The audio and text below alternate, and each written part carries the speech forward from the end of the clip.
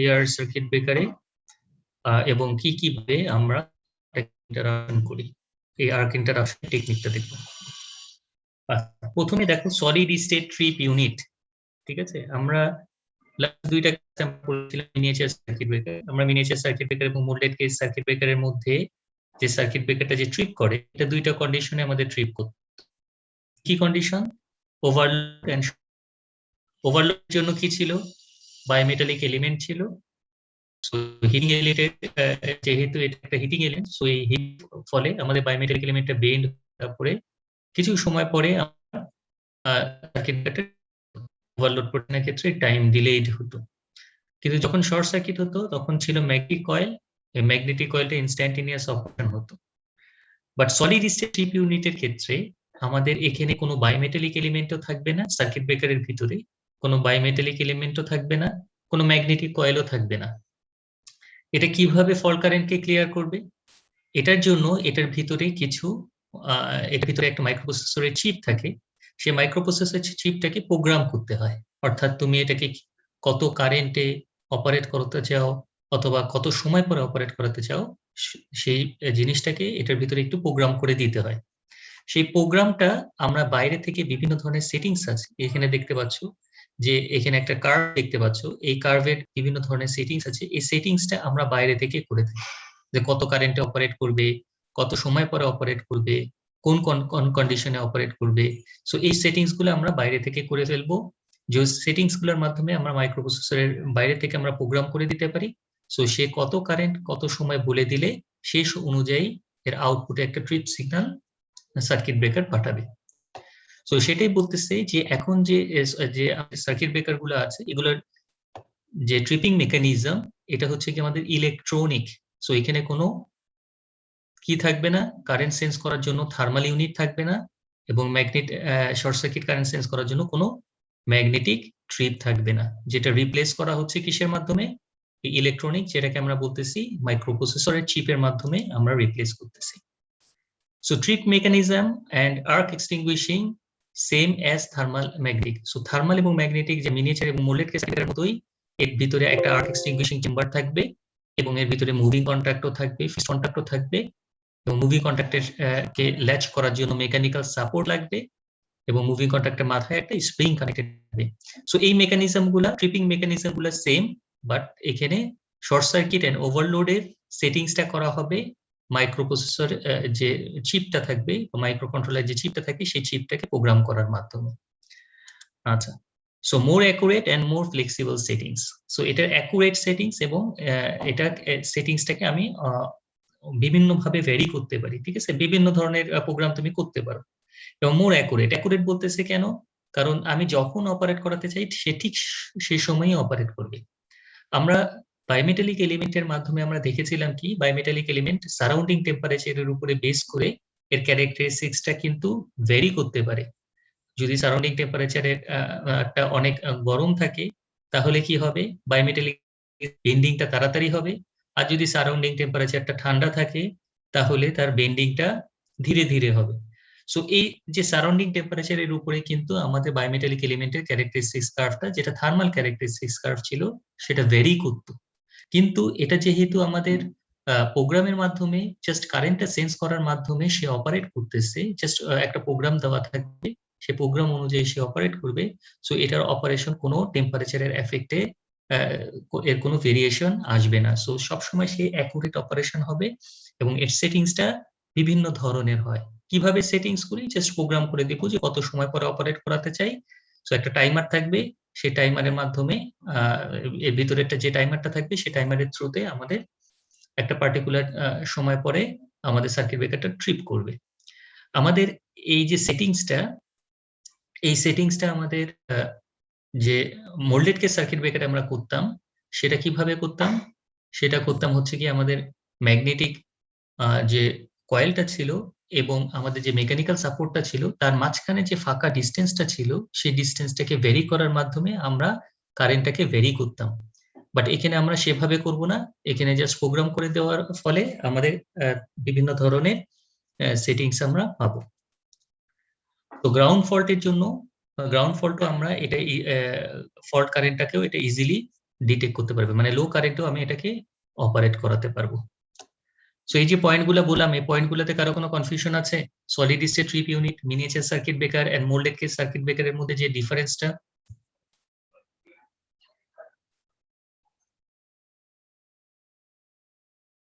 Current sense করার জন্য city থাকবে, ঠিক আছে? সেই সিটিটাকে আমরা তো সরাসরি কারেন্টটা এই সার্কিট ব্রেকারের ভিতরে পাস করাবো না, যেহেতু হাই কারেন্ট, সো এটা সিটি থ্রুতে কারেন্টটাকে সেন্স করবে, ভোল্টেজ সেন্স করবে। আর কারো কোনো কনফিউশন? আচ্ছা, যদি না থাকে তাহলে আমাদের এখানে যে ইলেকট্রনিক ট্রিপ ইউনিটের ভিতরে যে কিছু সেটিংস আছে, সেটিংস গুলো কিভাবে এবং কোনটা কি, এই জিনিসগুলো জানাটা খুব দরকার সবার। সো এই জিনিসটা একটু আমরা একটু দেখি। প্রথমে দেখো এখানে যেটা আছে যে অক্সিলারি পাওয়ার। অক্সিলারি পাওয়ার কেন লাগবে? For external power module when the circuit breaker is not in service. যখন সার্কিট ব্রেকারটা সার্ভিসে থাকবে না তখন এই সেটিংসটা চেঞ্জ হয়ে যাবে, যেহেতু এটা প্রোগ্রামের থ্রুতে করতেছি আমরা, সো চেঞ্জ হয়ে যেতে পারে, মেমোরি লস হয়ে যেতে পারে। সো এই জন্য এখানে একটা অক্সিলারি পাওয়ার এটার সাথে কানেক্ট করে রাখতে হতে পারে। সো সেটাই বলতেছে for external power modules when the circuit breaker is not in service. আচ্ছা, এরপরে কি থাকবে? Removable ratings plug. সো এখানে বিভিন্ন ধরনের রেটিং আমরা সিলেক্ট করতে পারবো যে এটা কত অ্যাম্পিয়ারে অপারেট করবে। সেটা বলতেছে কি, allow the ampere rating of the circuit breaker to be change to specific application. So আমি কোন লোডে বা কত লোড কারেন্টে এটাকে অপারেট করাতে চাই, সো সেই রেটিংসটাকে আমরা এখানে দেওয়া থাকবে, সেই রেটিংসটাকে আমরা ভ্যারি করতে পারবো। সেটা হচ্ছে গিয়ে আমাদের রিমুভেবল রেটিংস প্লাগের চেঞ্জ করার মাধ্যমে আমরা এটাকে ভ্যারি করতে পারি।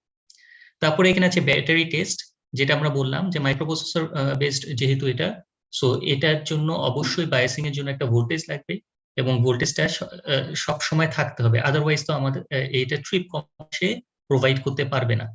সো এই জন্য ব্যাটারিটাকে মাঝে মধ্যে আমাদের কি করতে হয়, টেস্টও করতে হয় যে ব্যাটারি ভোল্টেজ লেভেলটা ঠিক আছে কিনা, ঠিক আছে? সো এখানে আমাদের একটা ইন্ডিকেটর আছে যেটাতে আমরা কি করতেছি, supply powers to alarm following a protective trip. তো যখন আমাদের এই ব্যাটারিটা ঠিকমতো কাজ করবে তখন একটা সে অ্যালার্ম দিবে যে ব্যাটারি কন্ডিশনটা হেলদি অবস্থায় আছে, ঠিক আছে? সো এই লাইটটা তখন জ্বলে থাকবে যে ব্যাটারিটা হেলদি অবস্থায় আছে। আচ্ছা, এরপরে কিছু আছে self test function. Self test function মানে হচ্ছে কি, select desired test ampere and then push button to initiate the self test. যে আমি এই সার্কিট ব্রেকারটা ঠিক মতো কাজ করছে কিনা, এজন্য ফল্ট ছাড়াও অ্যাডিশনাল কারেন্ট ইনজেকশনের মাধ্যমে আমি কিন্তু এটা দেখতে পারি যে এটা ঠিক মতো কাজ করতেছে কিনা।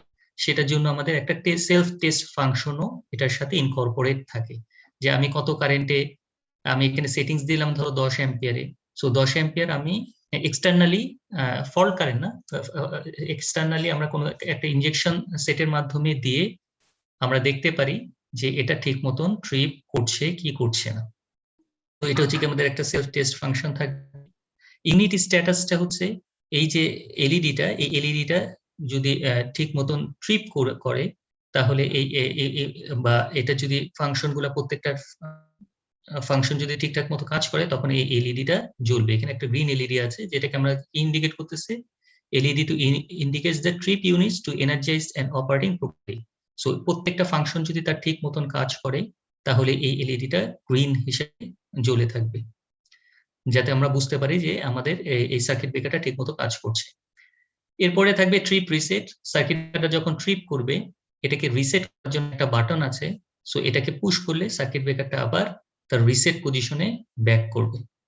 আর এখানে বিভিন্ন ধরনের কার্ভ আছে দেখতে পাচ্ছ, এখানে আমাদের টাইম ডিলেড কার্ভ আছে এবং ইনভার্স কার্ভ আছে। এটা হচ্ছে কি ইনভার্স কার্ভ, তারপর হচ্ছে কি টাইম ডিলেড কার্ভ, তারপর হচ্ছে ইনস্ট্যান্টেনিয়াস কার্ভ। সো বিভিন্ন ধরনের কার্ভ কিন্তু এখানে সেট করা যায়, ঠিক আছে? এটা বিভিন্ন ধরনের কার্ভকে আমরা প্রোগ্রাম করতে পারি। তারপরে থাকবে টেস্ট কিট কানেকশন। এই যে কার্ভগুলা, এই কার্ভগুলা ঠিক মতন ফাংশন করছে কিনা সেটার জন্য আমাদের এখানে একটা আলাদা টেস্ট সার্কিট আমরা কানেক্ট করতে পারি, ঠিক আছে? সেটা এটা বাইরে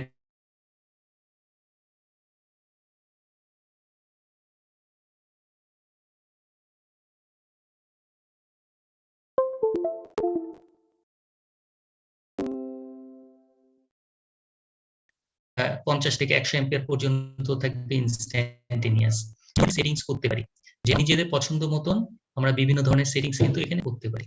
ইনভার্সও সেট করতে পারি কার্ভটাকে, অথবা টাইম দিলে একটা নির্দিষ্ট সময় পরেও আমরা এটাকে অপারেট করাতে পারি, অথবা ইনস্ট্যান্টেনিয়াসও হিসাবে এটাকে অপারেট করাতে পারি। সো এই সেটিংস গুলাকে আমরা এখান থেকে নবের মাধ্যমে চেঞ্জ করতে পারি। আবার এখানে থাকবে কি প্রোটেকশন অ্যালার্ম থাকবে, একটা প্রোটেকশন অ্যালার্ম, অর্থাৎ কোন সেটিংসে এটা অপারেট করছে।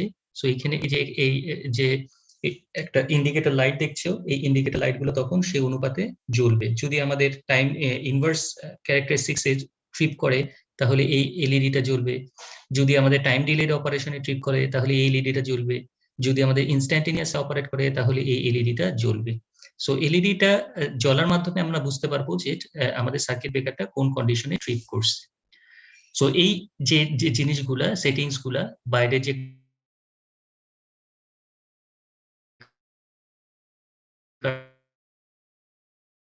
সার্ভিস সেটিংস,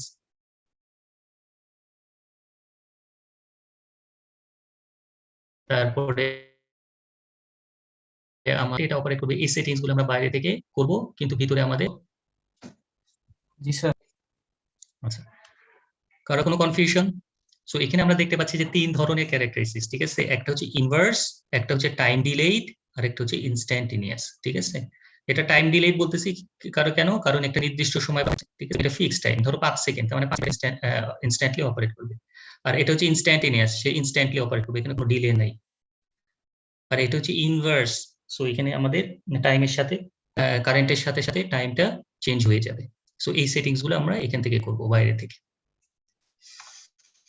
আচ্ছা, এ পর্যন্ত যদি কারো কোনো কনফিউশন না থাকে তাহলে আমরা নেক্সট স্লাইডে চলে যাই। ওকে, আচ্ছা, এরপরে আসো trip free features of A circuit breaker. একটা সার্কিট ব্রেকারের ট্রিপ ফ্রি ফিচার্সটা কি? তো তুমি একটা লাইনে কাজ করতে চাও, ঠিক আছে? লাইনে যদি কাজ করতে চাও কি করবা? ফার্স্টে সার্কিট ব্রেকার ওপেন করবা। সার্কিট ব্রেকার ওপেন করার পরে কি ওপেন করবা? আইসোলেটর ওপেন করবা। আইসোলেটর ওপেন করার পরে আমাদের আর্থিং সুইচ ক্লোজ করবা। কারণ আর্থিং সুইচ তুমি ক্লোজ করলা, আর্থিং সুইচ ক্লোজ করার পরে লাইন পোটেনশিয়াল 0 হয়ে গেল। লাইন পোটেনশিয়াল 0 হয়ে যাওয়ার পরে তুমি লাইনে কাজ করা শুরু করলা। এমন অবস্থায় যদি একটা ফল্ট হয়, লাইন টু গ্রাউন্ড ফল্ট, তুমি কি শক খাবা? না স্যার। খাবো না, ঠিক আছে? সো আমি শক খাবো না, কিন্তু এই অবস্থায় আমার লাইনে কাজ শেষ, এখন আমি লাইনটাকে আবার এনার্জাইজড করতে চাই। এনার্জাইজ করতে চাইলে কি হবে? সার্কিট ব্রেকারে আমি ক্লোজ কমান্ড দিব। এখন সার্কিট ব্রেকারে যদি ক্লোজ কমান্ড দিই, সার্কিট ব্রেকারে ক্লোজ ফল্ট আছে, এই অবস্থায় সার্কিট ব্রেকারকে ক্লোজ কমান্ড দিলে সার্কিট ব্রেকার কি ক্লোজ হবে?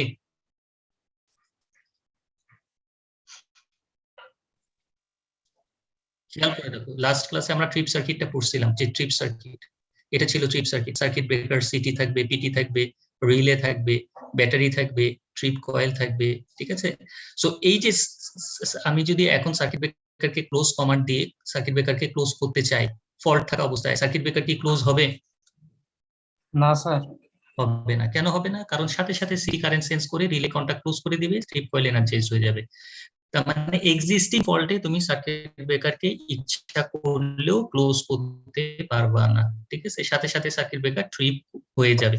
সো সেটাই বলতেছে, suppose a circuit breaker has been instructed to close by manual instruction by pushing of push button. আমি একটা সার্কিট ব্রেকারকে পুশ বাটন পুশ করার মাধ্যমে ক্লোজ করতে চাচ্ছি, তখন কি হবে? The operating mechanism will start operating for closing operation. সে ক্লোজ করার জন্য রেডি হবে। Meanwhile a fault has taken place and the relay closes the trip circuit of the circuit breaker. সাথে সাথে রিলে কি করে ফেলবে? ট্রিপ কয়েলকে ক্লোজ করে ফেলবে। রিলে কন্টাক্ট ক্লোজ করার মাধ্যমে ট্রিপ কয়েলকে ক্লোজ করে ফেলবে। So then the mechanism which permits the circuit breaker to be tripped by the protective relay, even if it is under the process of closing, is called trip features. অর্থাৎ এটাকে close করার command দেওয়া হচ্ছে, তারপরও সে close হবে না, সে কি করে ফেলবে? ট্রিপ করে ফেলবে। এই ফিচার্সটার নাম হচ্ছে trip free features of A circuit breaker. বুঝতে পারছো ট্রিপ ফ্রি ফিচার্সটা কি?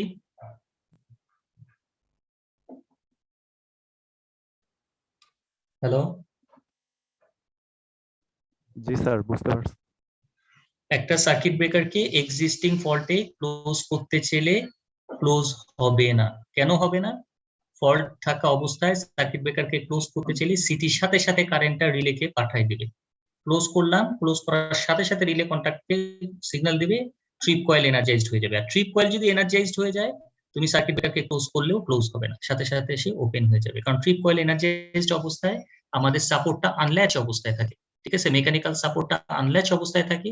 সো আনলেস থাকলে আমি মুভিং কন্ট্যাক্টকে ফিক্সড কন্ট্যাক্টের সাথে কানেক্ট করে রাখতে পারবো না, ঠিক আছে? সো এই জন্য সার্কিট ব্রেকার ক্লোজ হবে না। এই ফিচার্সটাকে আমরা বলি trip free features of A circuit breaker. আচ্ছা, এরপরে আসো আমাদের হাই ভোল্টেজ লাইনে আমরা কি ধরনের সার্কিট ব্রেকার ইউজ করি সেটা। এটা হচ্ছে কি আমাদের হাই ভোল্টেজ লাইনে একটা সার্কিট ব্রেকার দেখতে পাচ্ছি আমরা। সো এটা হচ্ছে কি আমাদের তিনটা ফেজ, তিনটা ইনপুট লাইন থাকবে, এই যে তিনটা ইনপুট লাইন, আর কি থাকবে আমাদের তিনটা আউটপুট লাইন। এটা হচ্ছে কি আমাদের আউটপুট, এটা হচ্ছে ইনপুট, আর এই তিনটা হচ্ছে আউটপুট।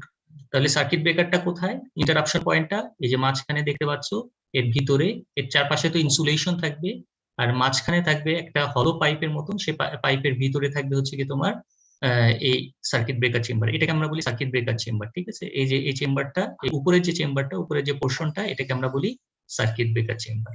সো লাইনটা যখন কানেক্টেড থাকবে, এটা যখন লাইন, এটা তো লাইন, সো এই লাইনটা যখন সার্কিট ব্রেকারের থ্রুতে কানেক্টেড থাকবে, তখন এই পয়েন্টটা থাকবে লাইভ, ঠিক আছে? যেহেতু এটা লোডে যাচ্ছে, সো এই পয়েন্ট হচ্ছে লাইভ। সো এই লাইভ, আর এই নিচের পোর্শনটা হচ্ছে কি আমাদের গ্রাউন্ড, ঠিক আছে? এই নিচের পোর্শনটা হচ্ছে সলিডলি গ্রাউন্ড, এই সার্কিট ব্রেকারের সলিডলি গ্রাউন্ড। সো এই গ্রাউন্ড এন্ড লাইনের মাঝখানে যাতে শর্ট সার্কিট না হয়ে যায়, এখানে আমাদের কি লাগবে? একটা সাপোর্টিং চেম্বার লাগে। এটা হচ্ছে কি একটা ইনসুলেটর। সো এটা প্রপার ইনসুলেশন প্রোভাইড করবে যাতে লাইন টু গ্রাউন্ডের সাথে কোনো কানেকশন না থাকে। সো নিচের চেম্বারটাকে আমরা বলি সাপোর্টিং চেম্বার, যেটা কি প্রোটেকশন দিচ্ছে? Line to ground K isolation করছে। আর এর উপরের চেম্বারটাকে আমরা বলতেছি সার্কিট ব্রেকার চেম্বার, যেখানে সার্কিট ব্রেকার ইন্টারাপশন হবে, অর্থাৎ এর ভিতরে থাকবে মুভিং কন্ট্যাক্ট, ফিক্সড কন্ট্যাক্ট, এগুলো থাকবে হচ্ছে এর ভিতরে। আর্ক এক্সটেনশন চেম্বার, এগুলো থাকবে হচ্ছে এর ভিতরে, এই চেম্বারটার ভিতরে। আর সার্কিট ব্রেকারের মুভিং কন্ট্যাক্টের মাথায় আমরা বলেছিলাম একটা সুইং থাকে কানেক্টেড, ঠিক আছে? সো এই মুভিং কন্ট্যাক্ট যখন আমরা ফিক্সড কন্ট্যাক্টের সাথে কানেক্ট করে রাখবো, সেজন্য আবার এখানে একটা মেকানিক্যাল সাপোর্টও এটার সাথে থাকে। সো এই যে সার্কিট ব্রেকারটাকে যখন ক্লোজ করব, এর মাথায় যে স্প্রিংটা থাকে, এই স্প্রিং এর টেনশন যত বেশি হবে বা স্প্রিং এর স্ট্রেংথটা যত বেশি হবে, তত এটা ক্লোজ করতে কষ্ট হবে, ঠিক আছে? কারণ স্প্রিং এর স্ট্রেংথ যদি অনেক মোটা হয় স্প্রিংটা, তাহলে এটাকে ক্লোজ করতে কষ্ট হয়। সো এই জন্য আমরা মোটরের থ্রুতে সার্কিট ব্রেকার, একটা মোটরের থ্রুতে স্প্রিংটাকে চার্জ করি। এটা আমরা ল্যাবের মধ্যে দেখবো যে এই স্প্রিংটাকে কিভাবে চার্জ করা হয়। সো এই স্প্রিংকে চার্জ করার জন্য একটা মোটর লাগে, যে মোটরের সাথে কিছু গিয়ার কানেক্টেড থাকে। সো গিয়ার আপ করে আমরা স্প্রিংটাকে চার্জ করি, চার্জ করে মুভিং কন্ট্যাক্টটাকে ফিক্সড কন্ট্যাক্টের সাথে কানেক্ট করা হয়। সো এই যে চার্জিং যে করা হলো, স্প্রিংটাকে যে চার্জ করা হলো এই কার থ্রুতে? মোটরের থ্রুতে। সো এই সার্কিট ব্রেকার অন বা অফ করার যে মেকানিজমটা করার জন্য এখানে একটা মেকানিজম বক্স থাকে, যার থ্রুতে আমরা সার্কিট ব্রেকারকে লোকালি কন্ট্রোল করতে পারি, অর্থাৎ স্প্রিংটাকে চার্জ করে কন্ট্যাক্টটাকে ক্লোজ করতে পারি, বা মেকানিক্যাল সাপোর্টটাকে আনল্যাচ করে মুভিং কন্ট্যাক্টটাকে ওপেন করতে পারি। সো এর জন্য এখানে একটা মেকানিজম বক্স আছে, যার মাধ্যমে আমরা লোকালি এই সার্কিট ব্রেকারকে অন অফ করতে পারি। রিমোটলিও করা যায়, যেটা আমরা সাবস্টেশনের ভিতরের থেকে করব, কিন্তু লোকালি এই মেকানিজম বক্সের মাধ্যমে আমরা সার্কিট ব্রেকারকে সরাসরি সিগন্যাল দিয়ে অন বা অফ করতে পারি। এটা কি বুঝতে পারছো? স্প্রিং চার্জ হলে কি স্ট্রেংথ কমে যায়? স্প্রিং চার্জ হলে স্ট্রেংথ কমে যায়। বারবার চার্জ যদি করা হয়, তো যতবার চার্জ করা হবে ততবার তার স্ট্রেংথ হয়তো একটু কমবে, কিন্তু চার্জ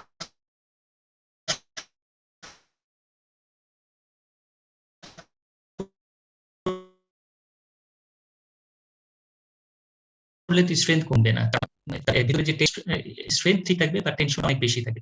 সো টেনশনটা রিলিজ করা যাবে। এটা কি বুঝতে পারছো? সো এখানে কয়টা চেম্বার?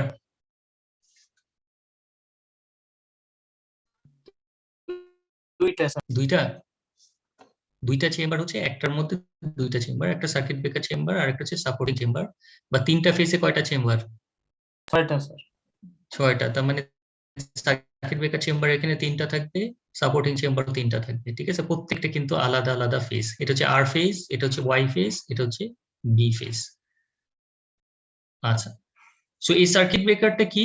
আমরা জানি যে circuit breaker is an automatically operated electrical switch design to protect an electrical circuit from damage caused by overload and short circuit. তার মানে এটা overload and short circuit protection দিবে, বাট এখানে আমাদের সিগন্যালটা আসবে রিলে থ্রুতে, ঠিক আছে? এটা সরাসরি সিগন্যাল সেন্স করবে না, এটা রিলে থ্রুতে ট্রিপ কয়েল এনার্জাইজড হওয়ার মাধ্যমে এখানে আমাদের সার্কিট ব্রেকারটা অপারেট করবে। সো ফিউজের সাথে এটা ডিফারেন্সটা কি? ফিউজ যদি কানেক্ট করা হয় তাহলে আমাদের ফিউজটা ড্যামেজ হয়ে যাবে, সেটাকে রিপ্লেস করতে হয়, বাট সার্কিট ব্রেকারকে রিপ্লেস করার প্রয়োজন লাগে না, এটাকে রিসেট করে দিলেই আবার আগের কন্ডিশনে সে ব্যাক করবে। So circuit breaker are made in various size, from small device that protect an individual household application up to large switchgear designed to protect high voltage circuit feeding an entire city. So circuit breaker সাইজটা কি রকম হবে? একটা লাইনে আমি একটা circuit breaker place করতে যাচ্ছি, এখন সার্কিট ব্রেকারের সাইজটা কত হবে? ঠিক আছে, আমাদের বাসার জন্য যে সার্কিট ব্রেকার সেটা আমরা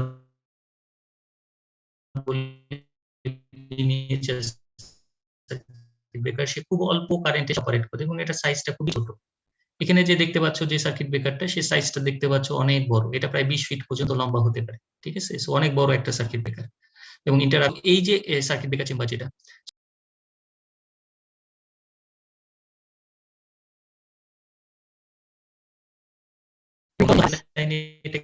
আমরা ইউজ করব, তার সাইজটা এবং তার ইনসুলেশন স্ট্রেংথ তত বেশি হতে হবে, ঠিক আছে? সো ফর এক্সাম্পল, আমি যদি একটা লাইনে 100 এম্পিয়ার এর মিনিমাম তার সেটিংস হতে হবে 100 এম্পিয়ার, যেন সে 100 এম্পিয়ার, তাহলে আমাদের সার্কিট ব্রেকারটা নিজেই ড্যামেজ হয়ে যাবে। সো এটাই বলতেছি যে সার্কিট ব্রেকারটা সাইজটা কিসের হবে, সেটা ডিপেন্ড করছে কিসের উপরে? আমাদের ভোল্টেজ লেভেলের উপরে ডিপেন্ড করতেছে এবং কত লোড ডিল করবে। সো কারণ কি, আমাদের এই একটা সার্কিট ব্রেকারের থ্রুতে, ফর এক্সাম্পল এটা একটা 132 kV circuit breaker, line to line voltage হচ্ছে 132 কেভি। সো এই সার্কিট ব্রেকারের থ্রুতে কিন্তু একটা এন্টায়ার সিটি পাওয়ার পেতে পারে, ঠিক আছে? সো এখানে কিন্তু লোড কারেন্টটা কিন্তু অনেক হাই, ঠিক আছে? সো এই কারেন্টটা কিন্তু সব সময় সার্কিট ব্রেকারের থ্রুতে পাস করতেছে। সো এজন্য আমাদের সার্কিট ব্রেকারটাকে কোথায় কানেক্ট করতেছি তার উপরে বেস করে তার সাইজটা ভ্যারি করবে। এটা কি বুঝতে পারছো? এটা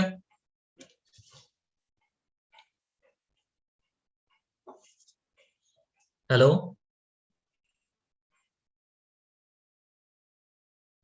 জি স্যার, বুঝতে পারছি। আচ্ছা, ফাংশন কি? একটা সার্কিট ব্রেকার আমি ডিজাইন করতে চাই, তাহলে আমাদের সার্কিট ব্রেকারে কি কি জিনিস আমাদের মাথায় রাখতে হবে খেয়াল করে দেখো। It carries the full load current continuously without করবে, সে load current, full load current যখন এটা কন্টিনিউয়াসলি যেহেতু এটা ক্যারি করবে, সো এটা ওভারহিটিংও হবে না, ড্যামেজও হবে না। It opens and closes the circuit on no load condition, এটাকে অন অফ করানো যাবে। It makes and breaks the normal operating current, normal কন্ডিশনে এটাকে অপারেট করানো যাবে। It makes and breaks the short circuit current of magnitude up to which it is designed for. So একটা circuit ব্রেকারকে যখন আমরা একটা লাইনে প্লেস করব, শুধু লোড কারেন্টের উপরে বেস করে কিন্তু আমরা সার্কিট ব্রেকার লাইনে প্লেস করি না। কিসের উপরে বেস করে প্লেস করি? এই যে লাইনে আমরা প্লেস করতেছি সার্কিট ব্রেকারকে যেতে পারে, এটাও আমাদের ক্যালকুলেশন করতে হবে। অর্থাৎ শর্ট সার্কিট হলে এখানে কত কারেন্ট যেতে পারে, কারণ শর্ট সার্কিট কারেন্টটা খুবই অল্প সময়ের জন্য হলেও, মাইক্রোসেকেন্ড মিলি সেকেন্ডের জন্য হলেও আমাদের কিন্তু সার্কিট ব্রেকারের কন্ট্যাক্টের ভিতর দিয়ে পাস করবে, কারণ সার্কিট ব্রেকার কারেন্টটাকে সেন্স করার জন্য সিটি সেন্স করবে, সিটি সেন্স করে রিলেকে সিগন্যাল দিবে, রিলে সার্কিট ব্রেকার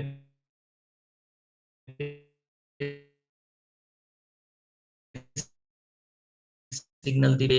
সো এই জন্য এখানে আমাদের দেখা যায় যে ফল্ট কারেন্টটাকে ইন্টারাপশনের জন্য আমাদের 1 থেকে 3 সাইকেল পর্যন্ত হলেও আমাদের কিন্তু এই হাই ম্যাগনিটিউডের ফল্ট কারেন্টটা কিন্তু আমাদের সার্কিট ব্রেকারের কন্ট্যাক্টের ভিতর দিয়ে পাস করবে। সো আমি যখন একটা সার্কিট ব্রেকারকে একটা লাইনে প্লেস করব, তখন কিন্তু এই জিনিসটা আমার মাথায় রাখতে হবে যে এই লাইনে ম্যাক্সিমাম কত ফল্ট কারেন্ট হতে পারে, সেই অনুযায়ী সেই রেটিং এর একটা সার্কিট ব্রেকার সেই জায়গায় প্লেস করতে হবে। আদারওয়াইজ কি হবে, আমাদের সার্কিট ব্রেকারটা ড্যামেজ হয়ে যাবে। বুঝতে পারছো এটা? জি স্যার।